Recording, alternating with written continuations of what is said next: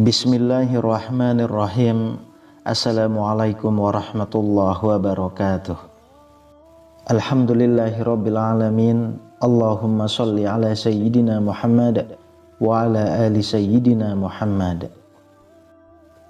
Sahabat beriman yang dirahmati Allah, sebelum menjalankan ibadah, orang-orang muslim harus dalam keadaan bersih dari hadas dan najis. Hadas terbagi menjadi dua jenis, yaitu hadas kecil dan hadas besar. Untuk hadas kecil cukup dengan berwudu atau tayamum. Namun untuk hadas besar, orang-orang muslim harus mandi. Oleh karena itu, mandi setiap hari merupakan suatu kewajiban bagi manusia. Dalam agama Islam terdapat hal-hal yang dianjurkan, diizinkan, dan juga yang dilarang. Dalam Islam, mandi merupakan salah satu cara untuk membersihkan diri dan memperoleh keberkahan. Oleh karena itu, disarankan untuk selalu menjaga kebersihan dan melakukan mandi sesuai dengan situasi yang dianjurkan Rasulullah. Pertama, mandi disunahkan pada hari raya Idul Fitri dan Idul Adha, seperti yang dilakukan oleh Nabi Muhammad. Hal ini didasarkan pada hadis dari sahabat Al-Faqih bin Sa'ad radhiyallahu anhu dan Ibnu Abbas radhiyallahu anhu. Selain itu, Al-Faqih juga selalu memerintahkan keluarganya untuk mandi pada hari-hari tersebut. Kedua, mandi juga disunahkan saat mengenakan pakaian ihram untuk haji atau umrah, seperti yang dilakukan oleh Nabi Muhammad. Hal ini didasarkan pada hadis Zaid bin Sabit yang menggambarkan Nabi melepas pakaian dan mandi sebelum memulai ihram. Ketiga, mandi dianjurkan ketika seseorang memasuki kota Mekah, seperti yang dilakukan oleh Ibnu Umar berdasarkan hadis dari Nabi. Hal ini dilakukan karena Nabi Muhammad juga melakukan hal yang sama. Keempat, mandi dianjurkan setelah seseorang sadar dari pingsannya, seperti yang terjadi pada Nabi Muhammad ketika sedang sakit. Hal ini didasarkan pada hadis Aisyah, di mana Nabi meminta air dalam bejana dan mandi setelah sadar dari pingsannya. An-Nawawi menjelaskan bahwa mandi setelah sadar dari pingsan dianjurkan, terutama jika pingsan tersebut terjadi berulang kali. Yang kelima, mandi setelah berhubungan intim dengan istri disunnahkan, seperti yang dijelaskan dalam hadis Abu Rafi. Beliau berkata bahwa pada suatu hari Nabi menggilir istri-istri beliau, dan setiap kali selesai berhubungan badan, beliau mandi sebelum melanjutkan ke istri berikutnya. Abu Rafi menanyakan, mengapa Nabi tidak cukup mandi sekali saja? Namun beliau menjawab bahwa mandi setiap kali selesai berhubungan badan lebih suci, lebih baik dan lebih bersih. Yang keenam, disunahkan bagi wanita yang sedang mengeluarkan darah akibat sakit untuk mandi setiap kali sholat, seperti yang dianjurkan dalam hadis Aisyah. Ummu Habibah mengeluarkan darah istihadah atau darah penyakit selama 7 tahun. Lalu bertanya kepada Nabi tentang masalah ini. Beliau memerintahkan kepadanya untuk mandi dengan bersabda, "Ini akibat urat yang luka." Maka Ummu Habibah selalu mandi untuk setiap kali sholat. Yang ketujuh, mandi setelah memandikan mayit disunnahkan, seperti yang ditegaskan dalam hadis Abu Hurairah. Nabi bersabda, "Barang siapa memandikan mayit, maka hendaklah ia mandi. Barang siapa yang memikulnya, hendaklah ia berwudu." Para ulama sendiri memiliki perbedaan pendapat mengenai apakah orang yang memandikan mayit wajib mandi atau cukup berwudu. Mayoritas ulama dari para sahabat dan ulama sesudahnya mengatakan bahwa mandi setelah memandikan mayit tidak wajib, namun disunahkan. Sebagian ulama berpendapat bahwa minimal harus berwudu setelah memandikan mayit. Yang kedelapan, mandi sebelum sholat Jumat adalah suatu ibadah yang disunnahkan.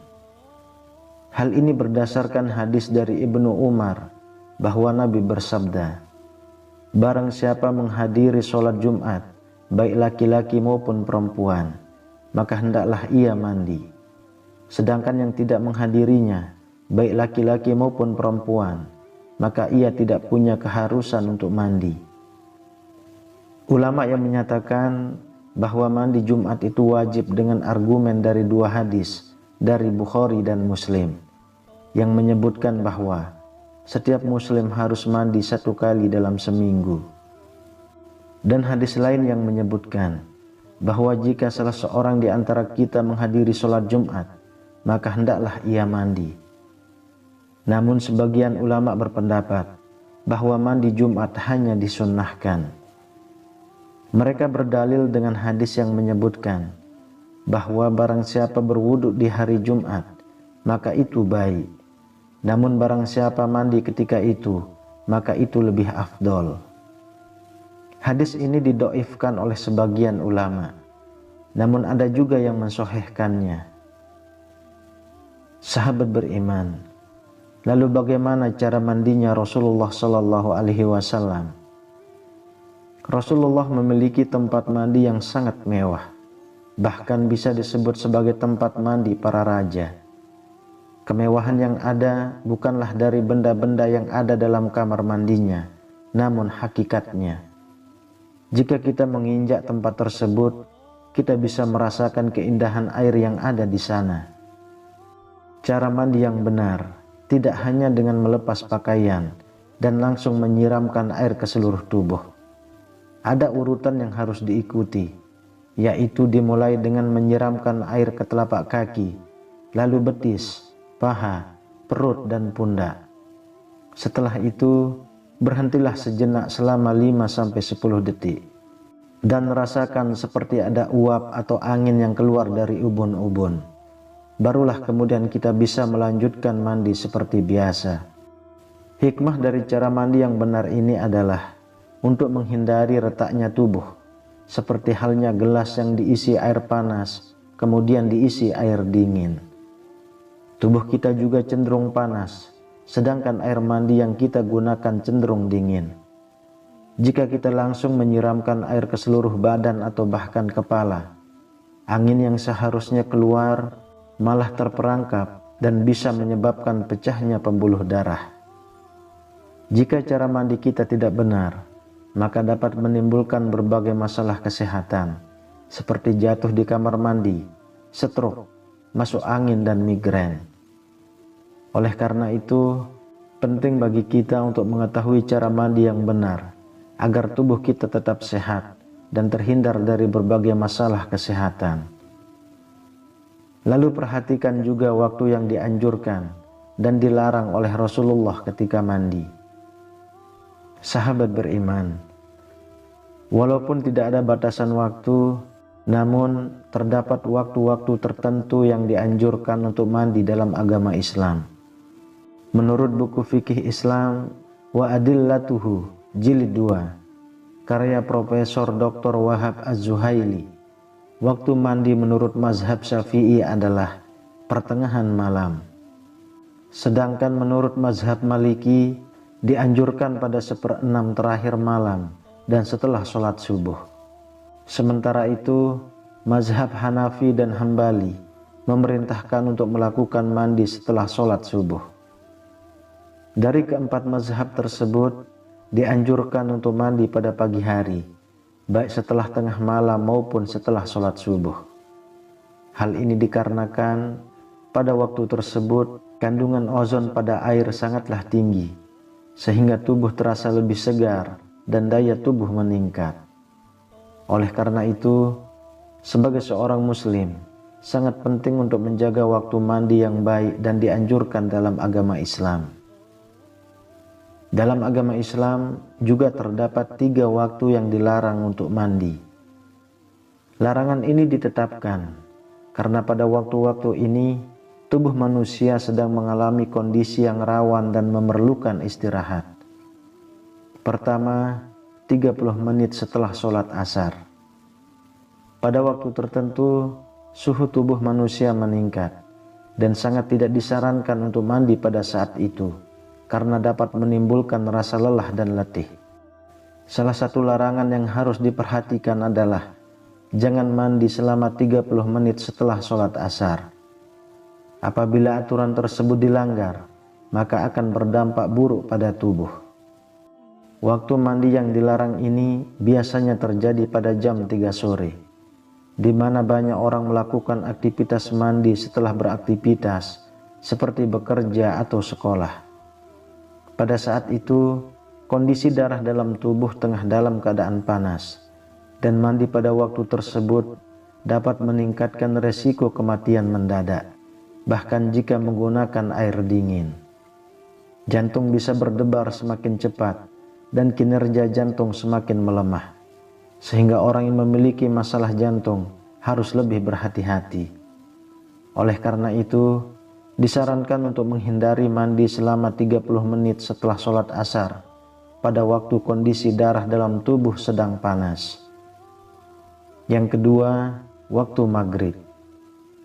Pada waktu maghrib, jantung masih lemah, sehingga mandi pada saat tersebut dapat meningkatkan resiko terkena penyakit paru-paru basah. Sebaiknya hindari mandi pada waktu tersebut, khususnya 30 menit setelah sholat asar hingga setelah sholat maghrib, sekitar pukul 6 sore hingga 7 malam waktu setempat. Jika tetap memaksa mandi pada waktu tersebut, maka dapat menyebabkan jantung mengalami kaget dan berpotensi menyebabkan kematian mendadak. Hal ini karena tubuh sedang dalam kondisi panas dan terkena air dingin pada saat itu dapat membuat tubuh kaget, terutama bagi orang yang memiliki riwayat penyakit jantung atau pembuluh darah. Hal ini dapat menyebabkan masalah serius atau bahkan fatal. Sebaiknya selalu sesuaikan suhu tubuh sebelum mandi. Jika ingin menggunakan air hangat, maka gunakan air hangat sesuai dengan suhu tubuh yang dibutuhkan. Yang ketiga, sesudah Isya hingga jam 12 malam. Waktu setelah Isya adalah saat yang penting bagi jantung manusia untuk beristirahat. Oleh karena itu, mandi pada waktu itu dapat merusak jantung seseorang dan bahkan menyebabkan penyakit rematik. Jangan mandi antara pukul 7 hingga 12 malam, karena suhu tubuh sedang panas pada waktu itu, dan memaksa mandi dapat membahayakan tubuh karena tidak sesuai dengan suhu tubuh. Mandi dengan air dingin pada saat suhu tubuh sedang panas dapat menyebabkan rasa tidak nyaman setelah mandi. Selain itu, hal ini juga dapat menyebabkan otot menjadi kaku meskipun tidak terlalu berbahaya. Menurut Rasulullah, mandi yang tepat adalah di waktu subuh atau sebelum subuh, karena pada saat itu air mengandung ozon lebih tinggi, sehingga sangat baik untuk tubuh dan bisa membuat Anda awet muda serta meningkatkan daya tahan tubuh. Sahabat beriman, tambahan informasi yang perlu diketahui, bahwa larangan-larangan tersebut tidak berlaku secara mutlak dan tidak ada sanksi apapun jika melanggar larangan tersebut. Larangan tersebut hanya dianjurkan agar tubuh tidak terganggu keseimbangannya. Namun sangat penting untuk mencuci anggota tubuh yang berkeringat, terutama pada daerah-daerah tertentu, seperti ketiak, selangkangan dan bokong, untuk menjaga kebersihan dan kesehatan tubuh.